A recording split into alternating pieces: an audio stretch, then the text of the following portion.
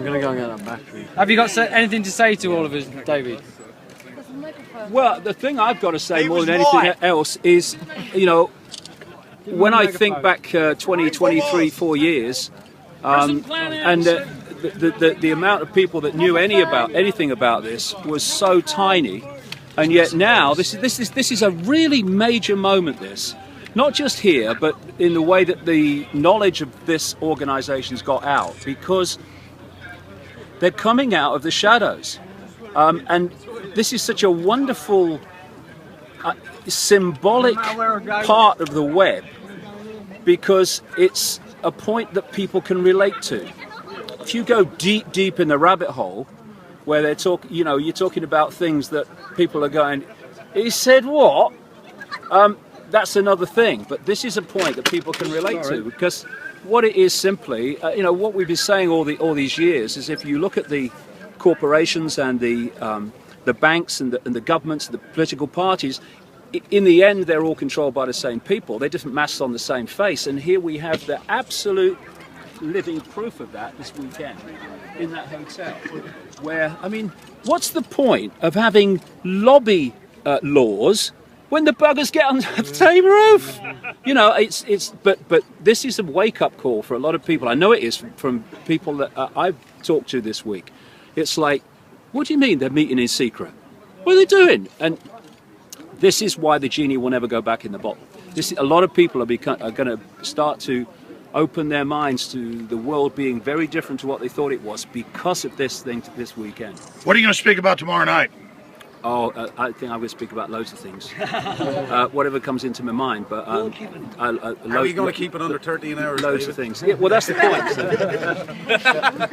So. I've had the crystal healing, and I've had the hands-on healing, but I can't shift this verbal diarrhea. That's the truth. I can't. No, it's not diarrhea, man. So yeah, I mean, I've got a lot of things I like to say, because you can put this into a much bigger context of what's happening today.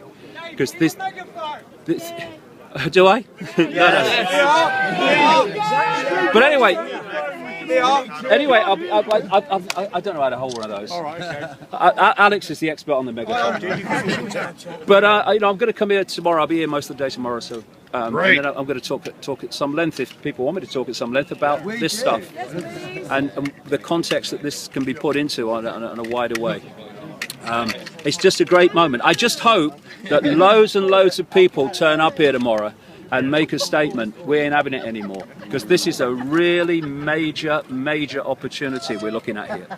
Well, it's already been a big defeat. Oh, there's major. Probably 20 times the coverage has ever been. Yeah. They're having to admit it, and the mainstream media used to try to deny this even existed. So how big of a defeat is that for them? Well, I mean, I see this as a real turning point. The thing is, if it stopped now and we all went home, we've made massive strides in the last few days.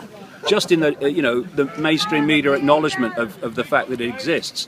But if we can get a lot of people here tomorrow, we can make a massive statement. Well, we've got to work now on getting the police to not misdirect people, because they did that to us when we were on the other side of it. They kept saying, go on down the road a little more, and then down the road, and then I was like 3 miles away trying to walk back. That's what they're doing to everybody. Well, it's just like I said to the guy who was doing his kind of thing with his stick and stuff when you come in, the old security. Yeah, I said, what's happening here is the prisoners are policing the prison, but they can't see it. But that's a thing, an area we have to get to, and that is to get those in uniform and the dark suits that administer it and don't know that what they're doing, and the fact that their children and grandchildren are in the gun sight as well, to realise that they shouldn't be protecting them from us, they should be protecting us from them. That's what they should be doing. That's the dynamic, but they don't. And this is the way it works. And what we've got here is a real symbolism is very powerful. And what we've got here is a symbol of the world, because what they want to create is a Hunger Games type world in which you have a tiny few that are unbelievably mega rich. And you think you'd go from poor through what they call middle class to rich. If you look at the graphs now, it's going down there and then suddenly whoop, with the 1%. And in some of the graphs, they are so rich that it actually goes off the page and they have to put the top of the graph next to it. And this is what they want. They want a society in which there is a mega rich and everyone else is mega poor. And in the middle of that are the dark suit administrators and the uniforms to administer the 1% agenda on the mega poor masses. So here we have a situation here where you've got 140 people meeting there. You've got a ring of steel around them, so they are cut off from us, exactly what the Hunger Games society is supposed to be. And then you've got the uniforms administering that and protecting that from the mass of the people. That is precisely the dynamic that they want that global society. And that's why they're engineering it to make us poor in their own Agenda 21 so that they can then control the services and make us beg for crumbs. And they brag about this. In fact, a few years ago, they openly said we want to make people so poor they can't come protest us. Well, this is the point. You know, we're going to go do this interview now, but I'll be here tomorrow. But this is the point of what's going on economically.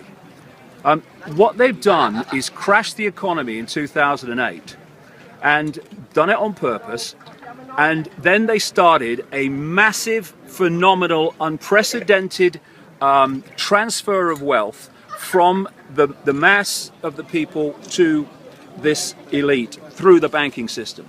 So, first stage of that was crash the banking system, and then you get governments to bail out the banks. Now it's a banking problem has become a government problem. The next stage of that, and this is what Cyprus was all about, was to go into a point where, having taken the banking problem and into a government problem, you then pass it on, this is what's happening now, to the people as an austerity problem. And so this transfer of wealth is going from banks, from the banking system, or to the banking system, through government, from the people. People, government, banks. Cyprus was about going to the next stage of that and not even going through governments to steal from the people, but going direct into their bloody bank accounts. And the point being, the power of precedent is massive. And having set it in Cyprus, then when the next banking crisis comes, and it's all planned, of course, it'll be discussed in there over the weekend, possibly now, they are going to say, well, hold on a second. We can't, governments, bail out the banks anymore. What about the people of Cyprus? We can't let them have their, money taken off their bank account and then say that it's not happening elsewhere. This is what the European Union is going to say. And therefore, the idea is to transfer wealth, not just via governments to the banks and the elite, but actually from bank accounts alone. And the point is, and I'll say this to anyone who wants to listen, who has got lots of money now and thinks, well, I'm all right, Jack, never mind what's happening in bloody Watford and what those people are doing. They're going to devalue it.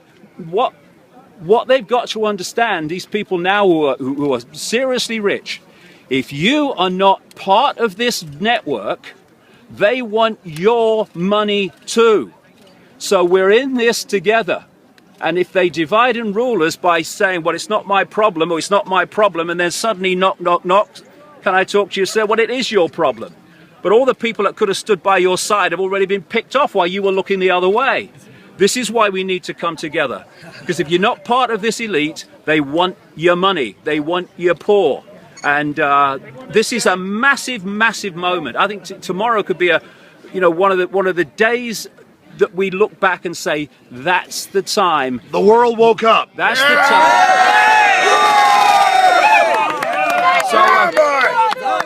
Fantastic. I'll confirm what time you'll be here tomorrow. I'll be here late morning and then for the rest of the day. That's right. He's going to do my radio show right now. Thanks ever so and much. then I'm going to be back. I'll see you tomorrow. It's good to meet you. Yeah.